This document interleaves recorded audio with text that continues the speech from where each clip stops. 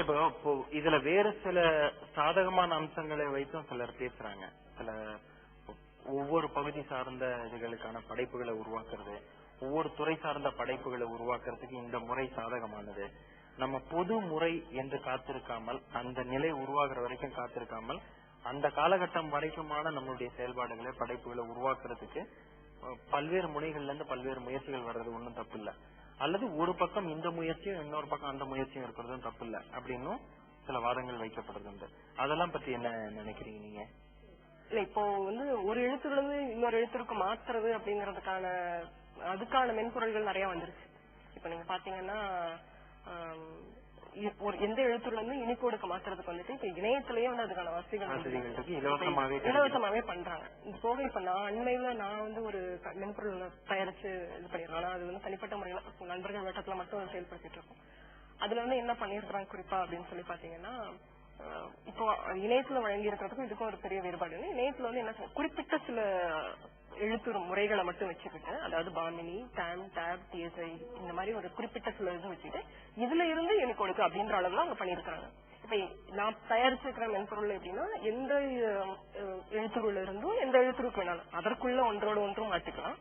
உங்ககிட்ட புதுசா இப்ப ஸ்ரீலிபி மாதிரி இந்த சாஃப்ட்வேர் இந்த மாதிரியான நிறுவனங்கள் வழங்கக்கூடிய எழுத்துருக்கள் உங்ககிட்ட தனிப்பட்ட முறையில இருந்தது அப்படின்னா அதை நீங்க இந்த மென்பொருளை இந்த புதுசா நீங்க ஏத்திக்கலாம்.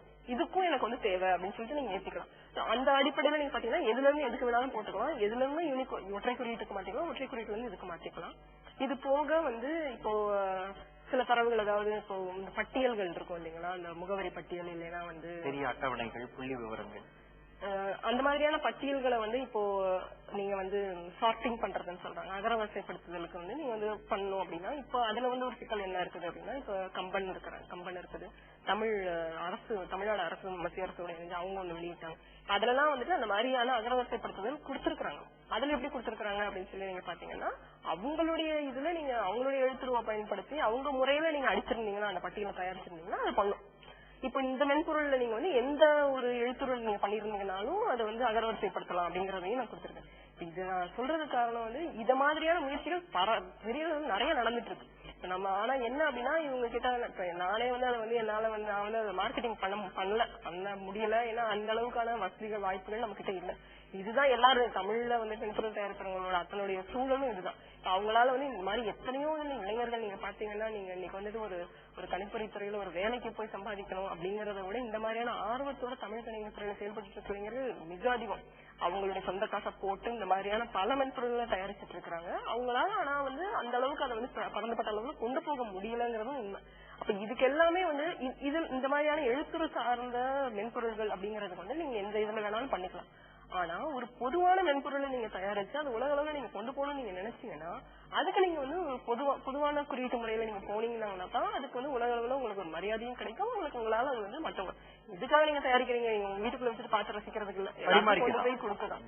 அப்ப அது போகணும் அப்படின்னு சொல்லி நினைச்சீங்கன்னா எல்லாருக்கும் பயன்படக்கூடிய ஒரு முறையில அது போனா மட்டும்தான் அது பயன்படும். இல்ல இப்ப இது ஒரு புறம் நான் இந்த கேள்வியை வச்சு நிறைவு செய்யலாம்னு நினைக்கிறேன். இந்த உரையாடல என்னன்னா, ஒரு புறம் இந்த தனித்தனி முயற்சிகள் பல அடையாளங்களோடு வர்றதுனால இருக்க சிக்கல்களை சொல்றீங்க, ஒற்றை குறியீட்டு முறையில போறதுனால இருக்க சாதகத்தை சொல்றீங்க, பொருளியல் வளர்ச்சி எல்லா விதத்திலுமே வளர்ச்சி இருக்குன்னு சொல்றீங்க. ஆனா அதுல இருக்க ஒரு அடிப்படையான சிக்கல் இன்னும் நம்ம தீர்க்காதது, முன்னெப்போதோ எடுக்கப்பட்ட ஒரு முடிவின் அடிப்படையில், ஒரு கோரிக்கையின் அடிப்படையில் நமக்கு கிடைத்த ஒதுக்கீடுங்கிறது ரொம்ப குறைவா இருக்கு,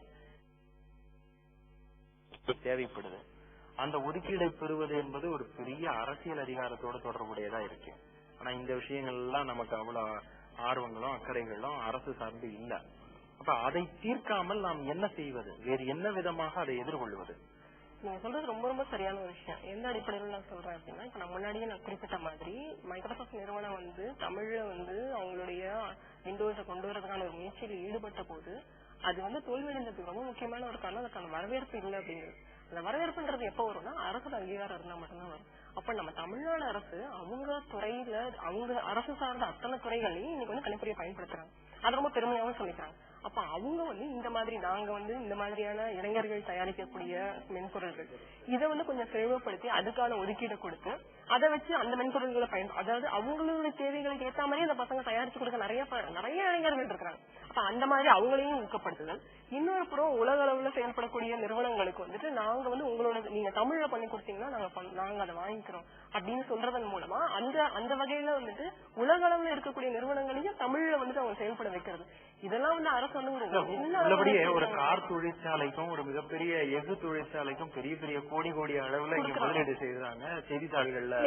நீங்க அந்த அளவுல கூட பண்ண தேவையில்லை. இப்ப ஒரு நோக்கியா நிறுவனத்துக்கு வந்து இன்னைக்கு வந்து ஒரு நிலம் கொடுத்திருக்காங்க. குறைஞ்சபட்சமா அந்த நோக்கியா நிறுவனத்துக்கு ஒரு முன்னுக்கு ஒரு கோரிக்கையா நீங்க இங்க வந்து தயாரிக்கிற அத்தனை கைபேசிகளும் தமிழ்ல வந்து நீங்க பண்ணி கொடுங்க அப்படின்னு ஒரு கோரிக்கை கூட வச்சிருந்திருக்கலாம். ஆனா அவங்களாவே அதுக்கான தேவை இருக்கிறனால பண்ண ஆரம்பிச்சிட்டாங்கன்றது அடுத்த விஷயம். நீங்க அதை பண்ணியிருந்திருக்கணும். நீங்க தமிழ்நாட்டுல வந்து நீங்க வந்து தமிழ் தொலைபேசிகள் தயாரிக்க நீங்க மைக்ரோசாப்ட் நிறுவனம் தமிழ்நாட்டுல வந்துட்டு ஒரு இடம் கேட்கறாங்க அப்படின்னா நீங்க இதை சொல்லலாம். நீங்க விண்டோஸ் வந்து நீங்க தமிழை தயாரிச்சு எங்களுக்கு கொடுங்க. எங்க அரசு நீங்க வந்து இன்னைக்கு ஒரு கார் நிறுவனம் வந்து அவங்க வந்து அத்தனை கார்களை வந்துட்டு தமிழ்நாடு அரசுக்கு கொடுத்துருக்காங்க. ஏன்னா அவங்க வந்துட்டு இடம் கொடுத்தாங்கன்ற அடிப்படையில் நீங்க அந்த மாதிரி நீங்க வந்து மைக்ரோசாப்ட் கிட்ட ஒரு கோரிக்கை வைக்கிறதுல உங்களுக்கு என்ன ஆக போகுது? நீங்க கேட்கலாம், தாராளமா கேட்கலாம். நீங்க தமிழ்ல வந்துட்டு விண்டோஸ் தயாரிச்சு கொடுங்க. தயாரிச்சு கொடுத்தீங்கன்னா நாங்க எங்களோட அரசு சார்ந்த நிறுவனங்கள் எல்லாத்துலயுமே நாங்க அதை பயன்படுத்திக்கிறோம் அப்படின்னு சொல்லி கேட்கலாம். இந்த மாதிரியான முயற்சிகளை தமிழக அரசு சார்ந்த அதிகாரிகள் இவங்க இதை எடுக்கும் போதுதான் தமிழ் கல்வி இன்னும் வேகமான வளர்ச்சியை பெற முடியுங்கிறது முழுமையான. ஒரு 20 ஆண்டுகளுக்கு முன்னாடி இந்த முயற்சிகள் எடுக்கப்பட்டிருந்தா கூட வெறும் ஒரு அலங்கார சாதனையா மட்டும் இருந்திருக்கும். ஆனா இன்னைக்கு வந்து ஒரு மக்கள் வாழ்க்கையோட நேரடியா தொடர்புடைய ஒரு சாதனை தான். இன்னைக்கு வந்து உலக அளவுல தமிழ்நாட்டு கணிப்பொறியாளர்கள் வந்து உலக அளவுல வந்து மிகப்பெரிய வரவேற்பை பெற்றிருக்கிறாங்க. அப்ப அதோட தமிழ்நாட்டுல வந்துட்டு முதலீடு செய்யவும் பல கணிப்பொறி நிறுவனங்கள் தயாராக இந்த சூழலை நம்ம தமிழ் வளர்ச்சிக்கு மிக அருமையா பயன்படுத்திக்கலாம் அப்படின்னு நினைக்கிறேன். அந்த நம்பிக்கையோட இந்த உரையாடலை நிறைவு செய்யலாம். மீண்டும் ஒரு நாள் வேறு சில செய்திகள் பற்றி பேசுவோம். இன்றைக்கு சந்திச்சதுல மகிழ்ச்சி. வணக்கம்.